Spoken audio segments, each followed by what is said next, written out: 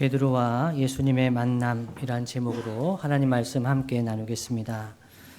여러분, 우리 하나님께서 여러분에게 물질적으로나 사업으로나 큰 복을 주시면 여러분은 어떻게 하실 것 같으십니까? 정말 큰 복을 주셨습니다. 대박이 났습니다.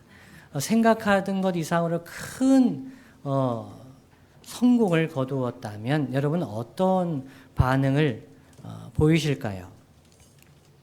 저는 중학교 1학년 때 탁구 대회 할 때 기도했던 것을 잊지 못합니다. 탁구 대회를 하다가 창가에 햇살이 지금처럼 추웠는데 햇살이 따뜻하게 이렇게 비춰오고 있었습니다. 제가 기대서 기도했습니다. 하나님, 저 부자 되게 해주세요. 부자 되게 해주세요. 그래서 사람들 많이 도와주고 싶어요. 어려운 사람들, 힘든 사람들 많이 도와주고 싶어요. 하나님 저 부자 되게 해주세요. 엄청 가난했거든요, 그때. 초등학교 5학년까지는 나름 부자 집 아들이었습니다. 육성회? 뭐 이런 거 있잖아요. 어머니 회, 아버지. 학교에 그 행사 있으면은 내빈석에 앉는 아버지. 사업을 정리하시고 나서 6학년 때 완전히 거지가 됐어요. 너무너무 힘들게 됐어요. 근데 그 당시 영세민, 지금은 수급자죠? 수급자도 안 된대요. 이유가 뭐냐면 할아버지 유산이 하나 있었는데 시골에 아무도 안 사는 돈. 150만 원 줘도 안 가져간다고. 그런 거 하나 있어서 영세민이 안 돼요. 수급자가 안 된다는 거예요. 아버지가 그때 대전에서 돌아가시려고 했어요. 그날 제가 잊을 수가 없어요. 그냥 밤중에 아버지가 안 들어오시는데 우리 아버지 어디 가셨지? 근데 밤늦게 들어오셔가지고 조용히 주무셨어요. 단칸방에 살 때. 그때 아버지가 그냥 가려고 하셨대요. 그런데 결혼 반지가 아까워가지고 안 뛰어내리셨다고. 왜 그때 결혼 반지가 그것도 팔았죠, 뒤에. 예. 부자로 살다가 가난하게 되니까 너무 힘들었던 거예요. 그래서 저도 그때 못 먹고 영양실조로 쓰러지고 또 쓰러지고 병원에 입원할 수는 없잖아요. 그때 입원비 하루 했는데 12만 5천 원. 없어서 달러 이자 빌려서 갚는다고 애를 먹었습니다. 그러다가 탁구 대회 할 때 기도한 거죠. 하나님 부자 되게 해주세요. 하나님은 정말 신실하신 하나님입니다. 제가 부자가 됐잖아요. 어떻게 해요? 삼형제 아빠가 돼가지고 사부자. 그래서 이 설교 들으신 성도님들보다 목사님 부자가 됐어요. 부자다 목사님 부자다. 이렇게 이야기를 합니다. 오늘 말씀에 등장하는 베드로는 하루 밤새도록 잡은 것이 없었습니다. 어부일 해보신 분 있으세요? 어부일 해보신 분 있으세요? 낚시가 아니고요. 어부. 예, 어부는 그물을 이렇게 그냥 친다고 고기가 잡히는 게 아닙니다. 고기가 잘 돌아다닐 때 그 때를 맞춰가지고 나가서 불도 비추고 그리고 이 그물을 잘 손질해서 가서 치고 걷어오면서 또 손질해야 돼요. 그러니까 이 루틴이 일상이 굉장히 복잡합니다. 근데 이 밤새도록 고기를 잡았는데 한 마리도 못 잡았어요. 속이 얼마나 상했을까요? 엄청 많이 상했겠죠. 갈릴리 이 바다는 평생 고기 잡은 데인데 고기를 한 마리도 못 잡은 거예요. 속된 말로 하면 되는 게 하나도 없는 날, 그런 날이었습니다. 이런 날에 예수님이 그의 배에 오셨어요. 배에 오셔가지고 그 배에 오르셨어요. 예수님은 눈치도 없으시지. 왜 내 배에 오르셨나? 아무것도 못 잡았는 거 보면 모르시나? 요한의 배에 오르지. 이런 생각을 저는 했을 것 같아요. 요한이 좀 더 부자였거든요. 요한이 부유했어요. 요한은 또 이 예루살렘에 아는 사람이 있어서 아는 사람도 많고 부자였어요. 그 뒤에 보면은 인사청탁도 할 수 있는 어머니도 있고 사는 집의 아들이었거든요. 이 베드로는 항상 이 요한이가 뒤에 또 제가 설교하겠습니다만은 요한이가 마음에 좀 걸렸어요. 그래서 예수님 부활하시고 나서 그 조반을 차려주시면서 내가 나를 사랑하느냐 3번 고백받으시고 내 양을 먹이라 하시고 베드로가 뭐라고 물어보죠? 이 주님 사랑하시는지 다 이 요한이는 어떻게 될 겁니까? 그렇게 묻는 거죠. 그러니까 이 요한의 배에 오르시지 내 배도 이거 뭐 그렇게 좋은 것도 아니고 학자들은 배를 빌려서 했을 것이다 이렇게 추정하는 학자들도 있어요. 근데 예수님이 그 배에 오르신다는 거예요. 그러면서 육지에서 조금 떼기를 바라시고 설교를 하십니다. 설교를 어느 정도 하셨을까요? 오래 하셨을 것 같아요. 예, 오래 하셨을 것 같아요. 베드로는 속이 탑니다. 지금 밤새도록 물고기 한 마리 못 잡았잖아요. 그리고 예수님 설교하시죠. 낮 시간이 됩니다. 뭘 해야 될까요? 어부는 이 그물을 손질해 놔야 돼요. 그래야지 그날 밤에 나가서 물고기 잡죠. 그런데 낮이 됐는데 좀 눈 붙이고 한숨 자고 나와야 되는데 눈치 없으시다면 좀 주님이 서운해 하실까요? 예, 말씀을 오래전 하시는 거예요. 근데 예수님이 느닷없이 이렇게 말씀하십니다. 깊은 데로 가서 그물을 내려라. 깊은 데로 가서 그물을 내려라. 많은 사람들이 이야기합니다. 깊은 데는 물고기가 없다. 낮 시간에도 물고기가 없고 여러 가지 이유가 있습니다. 어쨌든 깊은 데로 가서 물고기를 내려라. 아니 예수님 직업이 뭐셨죠? 목수. 너무 잘하시네요. 유명한 목수. 이게 목수시잖아요. 근데 물고기를 얼마나 어떻게 알겠어요? 여러분 제가 바닷가에서 나름 자랐기 때문에 물고기를 조금 압니다. 선구점집 아들이었지만 그래도 물고기와 함께 어렸을 때 놀이터가 바닷가였거든요. 바닷가에서 갯벌에서 게 잡고 막 말똥망둥이 잡고 이렇게 컸어요. 이 바다를 모르는 사람이 와가지고 물을 모르는 사람이 와서 깊은 데로 가서 그물을 내려라. 이 어부들이 바닷가 사람들이 대단히 곤조라 그러죠. 전문성이 아주 특출한 사람들이에요. 말 들을 사람들이 아니에요. 마음속으로는 저는 이렇게 얘기했을 것 같아요. 아니 예수님 고기가 필요하시면 가버나움 업한장에 벳세다 업한장에 가시지 왜 그 물고기를 왜 이러시나. 근데 베드로는 그래도 한번 하자. 왜요? 우리 읽지 않았습니다만 4장 38절 39절 보시면 이 예수님이 베드로의 장모의 병을 고쳐주셨어요. 베드로의 장모가 열병에 들어서 아플 때 예수님이 그 집에 신방하시고 고쳐주셨어요. 그 전에 안드레를 통해서 이 친구들을 통해서 예수님에 관한 소식을 들었죠. 만났어요. 알아요. 그리고 베드로의 장모님도 고쳐주셨어요. 알죠. 엄청나게 잘 알게 된 거예요. 그리고 나서 이 베드로의 배에 오르셔서 말씀도 하시면서 그러면서 깊은 데에 가서 그물을 내리라고 하니까 그래 내려드리지 하면서 내렸어요. 여러분 어떻게 되었을까요? 대박이 난 거죠. 이 그물이 찢어질 정도로 동료들한테 부탁해서 도와달라고 할 정도로 고기를 많이 잡은 거예요. 와, 그럼 어떻게 됐을까요? 여러분 베드로라면 어떤 마음이 드셨겠어요? 됐다. 한 달 동안 물고기 안 잡아도 되겠다. 예수님 땡큐. 하면서 너무 예수님께 감사하고 10의 1조, 10의 2조 막 잔치까지 저는 했을까요? 만일 제가 중학교 1학년 때 드렸던 기도, 주님, 하나님, 제가 부자가 되게 해주시면 가난한 사람들 많이 도우며 살게요. 제가 부자가 됐다면 어땠을까요? 부자가 됐다면요. 베드로의 반응은 좀 이상해요. 베드로는 어떻게 반응합니까? 8절 말씀 다 함께 한번 읽어보겠습니다. 시작. 시몬 베드로가 이를 보고 예수의 무릎 아래에 엎드려 이르되 주여 나를 떠나소서 나는 죄인이로소이다 하니. 참 이상하죠. 주님이 가까이 오셨어요. 그러면서 주님의 능력을 보여주셨어요. 주님의 역사를 보여주셨어요. 그런데 베드로는요, 주님 나를 떠나주세요라고 이야기합니다. 그러면서 내가 죄인입니다 라고 얘기를 해요. 주님을 만난 사람들의 반응입니다. 예수님에 관해서 듣던 사람 있습니다. 교회에 대해서 듣던 사람. 그런 사람들은 교회에 와도 예수님 아직 만나지 않은 사람들이죠. 그냥 듣기만 한 분들입니다. 그런 분들은 예수님 앞에 잘 모릅니다. 여기가 어떤 곳인지, 하나님 살아계신지, 그런 마음으로 삽니다. 그런데 살아계신 하나님을 경험하게 되면 어떤 반응을 한다고요? 송구영신 예배 때 들으신 분들 있으시죠?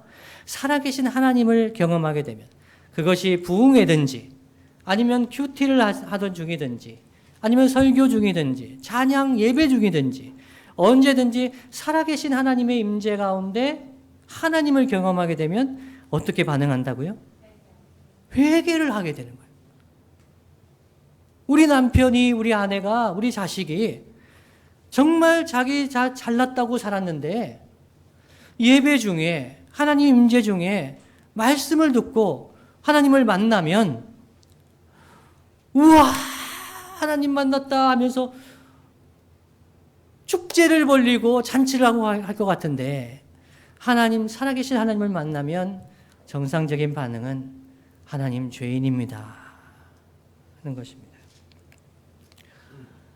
사람들은 베드로에게 보여주신 기적에 주목합니다. 깊은 데로 가서 그물을 내리면 물고기를 많이 잡을 수 있다. 그래서 예수님이 뭐라고 말씀하시든지 순종하면 이 역사를 경험할 수 있다. 이렇게 설교하는 분들이 있습니다. 예, 그럴 때도 있겠죠. 순종하면 하나님께서 복을 주실 때도 있겠죠. 그런데 인생의 문제는 뭡니까? 그런 말씀이 들리지 않는다는 것에 있습니다. 주님이 어디 여러분의 인생에서 깊은 데로 가서 그물을 내리라 이렇게 하신 적이 있었습니까? 특히 예수님을 만나기 전에, 예수님을 알기 전에, 아직 죄인인 것을 고백하기 전에 깊은 데로 가서 그물을 내리라 하면서 대박이 나게 하시는 것 거의 없습니다. 첫 번째 중요한 것은, 제자가 되기 위해 첫 번째 중요한 것은 주님을 만나는 것인데, 주님을 만나면 우리 안에 이런 고백이 나옵니다. 나는 죄인입니다. 베드로는 적어도 그 기적을 자기의 순종에 대한 주님의 보상, 주님의 복으로 베드로는 이해하지 않았습니다. 주님, 제가 잘했죠? 제가 이 깊은 데로 가서 이 금을 내리는 거 참, 말도 안 되는 건데 제가 순종해서 주님 잘했죠? 복을 주셔서 감사합니다. 라고 하지 않았습니다. 베드로는 나를 떠나 주십시오. 난 정말 죄인입니다. 내가 주님이신 줄 모르고 이 물고기도 주관하시는 주님이신 줄 모르고 제가 죄인입니다. 누가복음이 다른 복음서들보다 더 강도 높게 강조하는 것이 있습니다. 그것은 예수님과 죄인의 관계입니다. 누가복음을 읽으실 때 이 죄인을 주목하며 읽으시면 많은 도움이 됩니다. 누가복음의 관점에서 예수님은 어떤 분이냐면요, 죄인을 위한 분입니다. 죄인을 찾아가시는 분입니다. 죄인과 사귀어 주시는 분입니다. 죄인과 교제하시는 분입니다. 다른 말로 하면 죄인이 아니라고 하는 사람, 하나님 저는 죄인이 아닙니다. 이렇게 열심히 살고 11조도 하고 봉사하고 이렇게 주일 성수도 하는 나는 죄인이 아닙니다. 저는 모태신앙이고 어릴 때부터 주의 말씀을 잘 지켰고 이런 사람들은 예수님이 상관이 없다고 이야기하십니다. 이것이 누가복음이 반복해서 말씀하고 있는 요지 중에 하나입니다. 근데 이 누가복음에서 말하는 죄인은 일반적이고 보편적인 이야기가 아니에요. 아주 구체적인 죄인들이 등장합니다. 세리 같은 사람들, 장녀 같은 부도덕한 사람들, 악인들, 그러한 사람들 예수님이 찾아가십니다. 예수님이 사귀어 주십니다. 예수님은 그러한 죄인들을 영접하며 환영하시면서 식탁의 교제까지 함께 하시는 분. 그러니까 종교 지도자들은 예수님이 못마땅했습니다. 왜 예수님은 세리와 장녀들과 그렇게 친구가 되시는가? 의도적으로 만나신 거죠. 그래서 종교 지도자들은 비난했습니다. 5장 31절, 15장 2절, 19장 7절. 그래서 누가복음에 등장하는 이 죄인들, 이 예수님과의 관계를 주목해 볼 때 중요한 것 한 가지가 있습니다. 그것은 죄인들이 예수님을 찾아가는 것이 아니고 예수님이 죄인들을 찾아가신다는 거예요. 예수님이 죄인을 찾아가시는데 특히 베드로의 인생을 예수님께서 조금씩 찾아가시는 것을 보여주고 있습니다. 다른 복음서에는 예수님이 갈릴리에 지나가시다가 가버나움 지나가시다가 제자를 부르시니 제자들이 따랐다 이렇게 간단하게 언급을 합니다. 그런데 이 누가복음에는 제자를 부르시는 것을 자세하게 설명하죠. 이 베드로 처음에 이 형제를 통해서 들었지 않습니까? 안드레. 그리고 주변 사람들도 예수님을 따르는 것을 보았지요. 장모님의 열병까지 치료해 주셨죠. 신방도 받았어요. 근데 이 베드로는 아직 예수님을 뭐라고 불렀나요? 오늘 읽은 말씀 보면 5절인가요? 예, 시몬이 대답하여 이르되 선생님 이렇게 얘기합니다. 랍비여, 선생님. 이것은 그냥 일반적으로 선생님, 지도자에게 하는 표현입니다. 그런데 예수님을 만나고 예수님이 어떠한 분이신지 주님이신지 만나고 이 베드로의 호칭이 바뀝니다. 베드로가 예수님을 8절이죠. 시몬 베드로가 이를 보고 예수의 무릎 아래 엎드려 이르되 주여 주여 나를 떠나소서 나는 죄인이로소이다. 예수님에 대한 생각이 달라져요. 예수님을 만난 이후에 자기가 죄인임을 깨닫고 예수님을 주님으로 고백합니다. 우리 교회에 오는 사람들도 다 예수님의 제자는 아니에요. 여러분도 옛날 경험이 있으시지요? 교회에 올 때 아직 나는 예수님을 믿지 않는데 나를 성도라고 부르는 거 경험해 보셨습니까? 심지어 나는 예수님을 믿지 않는데 집사라고 부른다 이런 경우도 경험해 보셨습니까? 있습니다. 제가 아는 교수님 중에 한 분이 토지운동을 하신 분인데 경북대 김윤상 교수님이 그분이 크리스찬은 아니셨어요. 지금은 어떤지 모르겠습니다. 근데 예전에는 크리스찬이 아니셨어요. 근데 그분이 토지운동 헨리 조지 협회에서 활동하면서 만나잖아요. 그분의 토지정책론이라는 책의 서론에 보면 이렇게 기록이 되어 있습니다. 내가 예수님에 대해 알고 싶어서 교회에 갔는데 사람들은 나를 그리스도인이라고 하더라는 겁니다. 예수님을 알고 싶어서 교회에 간 거예요. 예수님을 만나려고 교회를 간 거죠. 그런데 교회에 갔더니 사람들은 그분을 보고 아이고 성도님, 형제님 그러면서 예수님을 믿는 사람으로 맞아들이더랍니다. 그분이 왜 토지정책론에 그런 걸 썼냐면요. 그분은 도시모형론자가 아닌데 도시모형론이라는 책을 썼대요. 근데 사람들이 그 도시모형론 책을 보면서 이 사람은 도시모형론자구나 라고 생각하더라는 겁니다. 그냥 도시모형론에 대해서 알고 싶어서 책을 쓴 건데 무슨 말씀인지 아시겠어요?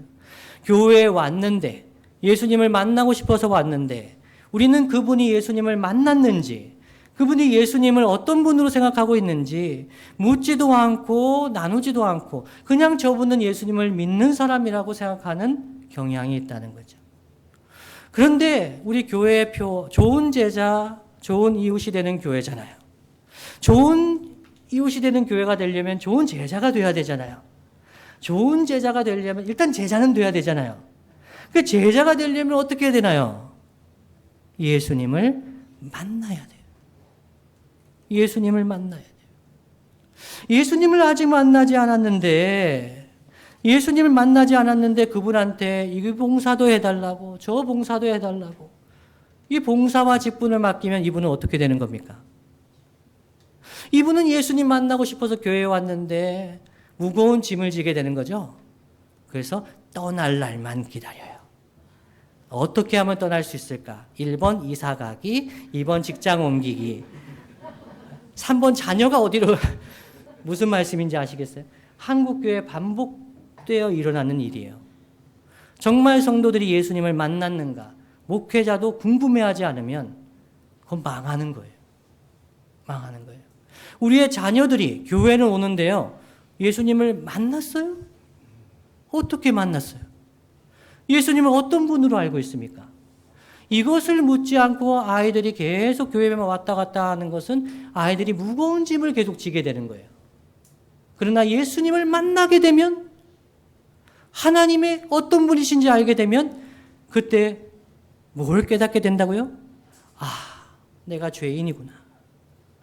하나님 계신지도 알지 못하고 하나님 정말 나와 함께 이 하나님이 살아계신 하나님이 계시는데 내가 이렇게 살았구나. 우리 자녀가 회개하기 시작합니다. 내가 부모님께 효도하지 않았구나. 여러분 효도하라고 팽달 얘기해도 소용없어요. 소용없다 그러면 너무 교사 선생님 너무 무시하는 거죠? 소용은 있겠죠. 조금이라도. 그러나 예수님을 만나면 아버지 하나님을 만나면 우리 하나님이 나에게 귀한 부모님 주셨구나. 부모님이 아무리 못나도 부모님이 아무리 부족해도 나의 하나님께서 주신 부모님이구나. 효도하게 됩니다.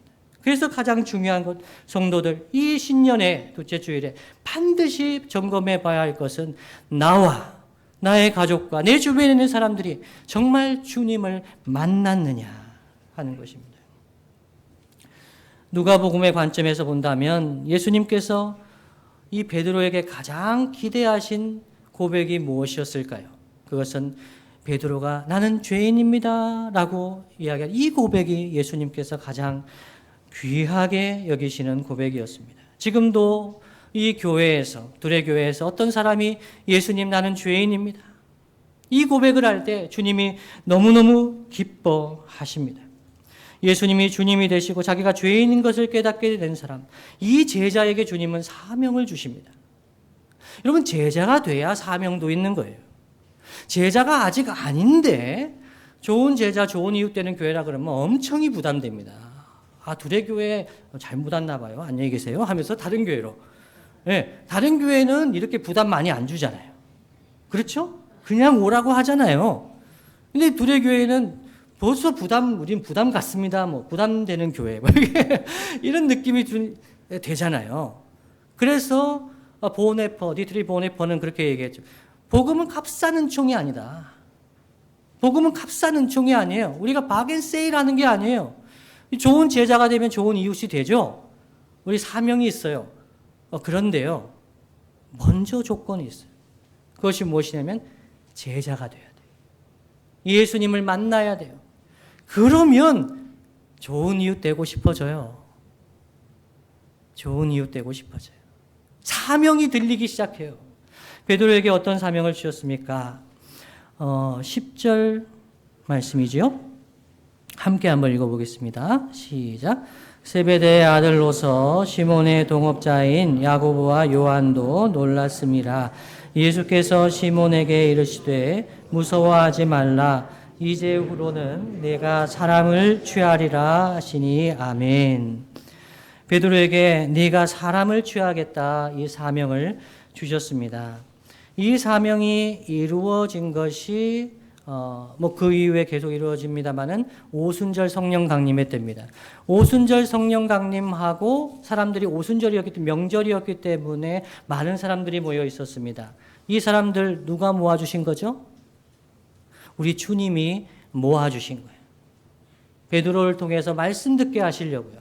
마치 깊은 데에 물고기들을 모아주시고 베드로가 잡게 하셨던 것처럼 우리 주님이 베드로를 통해서 복음을 전하기를 원하셔서 이 세례받은 사람만 3,000명 이 사람들을 모아주신 거죠. 복음을 전하게 하십니다. 이 사람을 취하는 이 사명 베드로에게 주셨죠. 이 사명을 이루어 가시는 역사가 사도행전의 역사입니다.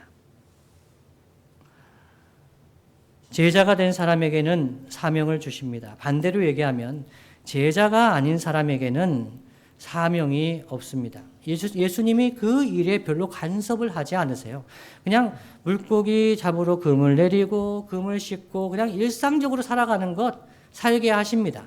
사명이 없어요. 그러나 예수님 만나고 내가 죄인인 것을 깨닫고 은혜를 받게 되면 사명을 깨닫게 됩니다. 이것은 신약에만 와서 이야기된 것이 아니에요. 구약의 하나님도 동일한 하나님이죠. 이스라엘 백성을 하나님 백성 삼으시고 가나안 땅에 들어가시기 전에 먼저 행하신 것이 무엇이냐면 출애굽입니다. 출애굽의 은혜를 주시고 그 다음에 사명을 주세요. 이 구약의 율법의 말씀을 주실 때에도 나는 너를 애굽 땅 종되었던 집에서 인도하여 낸 내 하나님 여호와라 하시면서 십계명 말씀을 주시는 거예요. 하나님은 구원하시고 은혜 베푸신 다음에 사명 주시는 거죠. 그러니까 은혜 받지 않고 아직 주님을 만나지 않았는데 사명 얘기하면 안 된다는 겁니다. 오늘 말씀을 정리해 보겠습니다. 첫 번째입니다. 예수님의 제자 되는 것의 출발점은 무엇입니까? 만나고 죄인인 것을 깨닫는 겁니다. 이것이 출발점입니다. 예수님 제자 되는 출발점. 좋은 제자, 나쁜 제자 이거 다 일단 제쳐놓고요. 계속 말씀으로 묵상할 것입니다만은 제자가 되는 출발점은 난 죄인입니다. 라는 고백이에요. 여러분 이런 고백이 있으셨지요?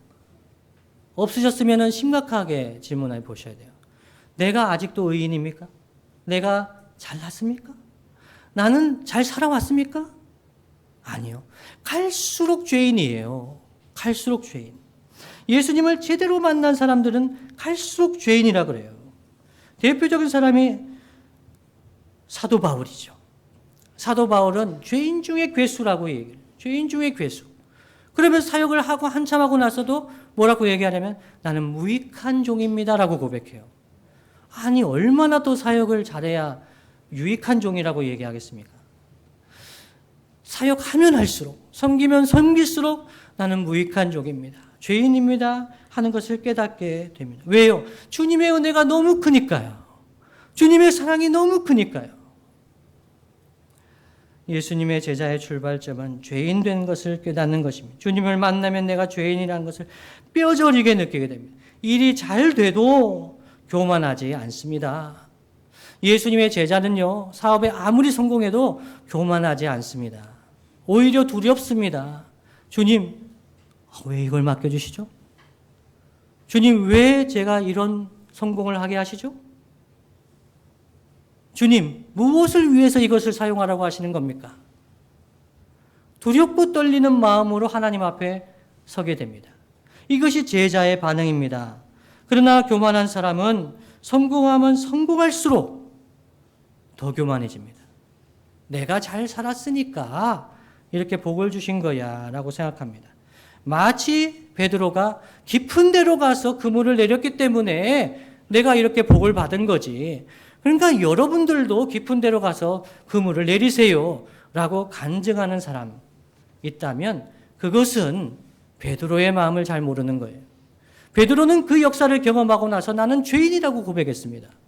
깊은 데로 가서 그물을 내렸기 때문에 내가 순종했기 때문에 복을 받은 것이라고 이야기하지 않았습니다. 모든 것이 하나님의 은혜라고 고백하게 됩니다. 이것이 제자의 반응이죠. 두 번째 요지는 뭡니까? 죄인이라는 것을 아는 사람에게, 제자에게 주님은 사명을 맡겨주십니다. 베드로가 물고기를 잘 잡았기 때문에 전도도 잘할 것 같아서 베드로를 제자로 삼으신 것이 아닙니다. 능력 있는 어부기 때문에, 유능한 자기 때문에 목회를 잘하겠다, 복음을 잘 전하겠다, 그래서 베드로를 세우신 것이 아닙니다. 저는 예전에 그런 말씀을 들은 적이 있습니다. 세상에서 좀 성공을 해봐야 목회도 잘한다. 성공을 하고 성실한 사람, 회사에서나 학교에서나 뭔가 인정받는 사람, 그런 사람들이 목회도 잘한다. 이런 얘기를 들은 적이 있습니다. 미국의 이민교회 어떤 교회 담임 목사님을 뽑는데 그 교회에 엘모 회사의 부지사장을 지낸 분, 이런 세상에서도 아주 잘 신앙생활했기 때문에 이분은 목회도 잘할 것이다. 그렇게 세운다는 거예요. 제가 그걸 듣고는 저는 그렇게 세상에서 그렇게 성공한 거 있었나요? 어떻게 목회자가 된 거죠? 성공해서요? 물고기 많이 잡았기 때문에요? 뭔가 역사를 경험해서요? 여러분 계속 그러면 저는 물고기 잡고 있었어야 될 거예요. 주의 종으로나 제자로 부름받을 때의 첫 번째 단계는 뭐라고 말씀드렸습니까? 깊은 데로 가서 그물을 내려서 물고기 많이 잡는 것이 아니라 죄인됨을 깨닫는 거예요. 내가 이렇게 죄인인데 하나님 나에게 은혜를 주셨네. 갚을 길이 없어서 주님 허락하시면 주의 사명 감당하기를 원합니다 라고 나아가는 거예요. 만일 자기가 성공해서 잘났기 때문에 나는 목회자를 하면 잘 되겠지, 잘하겠지 라는 마음으로 목회를 하게 된다면 그 사람은 잘 되는 일만 하려고 할 것입니다. 인정받는 곳에만 서려고 할 것입니다. 목회자가 돼서도 인정받기를 원할 것입니다. 큰 교회와 유명한 사람이 되기를 원할 것입니다. 인정받는 것이 목표는 아니잖아요. 목회자와 사명자, 말씀의 사역자의 사명은 뭡니까? 예수님 제자 되는 거잖아요. 물고기 못 잡아도 순종하는 거잖아요. 인정받은 일만 하려고 한다면 주의 종인지 물어봐야 하겠지요. 목회하다가 잘 되면 잘 될수록 더 교만해질 겁니다. 내가 더 순종해서, 내가 더 충성해서 잘 되었는가 그렇게 생각할 것입니다. 제 얘기입니다. 제가 2004년에 신학교를 갔는데 저는 세상에서 그래도 그렇게 실패하고 그런 사람은 아니었습니다. 분당에서 영어학원을 했는데 1년 반을 했는데 100명 만들었습니다. 여러분 분당이 어느 지역인지 아시죠? 애기 엄마들이 어떤 분들인지 아시죠? 거기에 영어학원을 브랜드 없이 저희 그냥 자체 브랜드로 해가지고 1년 반 동안 100명 만들었어요. 어떻게 했을까요? 어떻게 했을까요? 처음에 도로시 남인가 그때 이제 EBS의 유명한 강사 아는 분이 있어서 무료 강좌한다고 초청했어요. 몇 명 왔을까요? 7명? 안 와요. 제가 처음에는 한 6개월 준비하면서 의자에 앉아서 기도했습니다. 특강 마치고 무릎 꿇었습니다. 시멘트 바닥에 무릎 꿇고 주님 죽겠습니다. 망하겠습니다. 전 사업하신 분들 보면 존경해요. 존경해요. 하나님 망하겠습니다. 그렇게 해가지고 1년 한 거예요. 제가 상담실장까지 했어요. 이게 선교회 재정이었거든요. 이 선교 물사는도 비즈니스 선교를 위해서 이 학원을 만든 거예요. 이거 망하면 어떡해요? 열심히 기도하면서 한 거예요. 그게 목회 떠난 거죠. 2004년에. 100명 만들어냈고 장로님 떠나겠습니다. 갔죠. 잘할 줄 알았어요.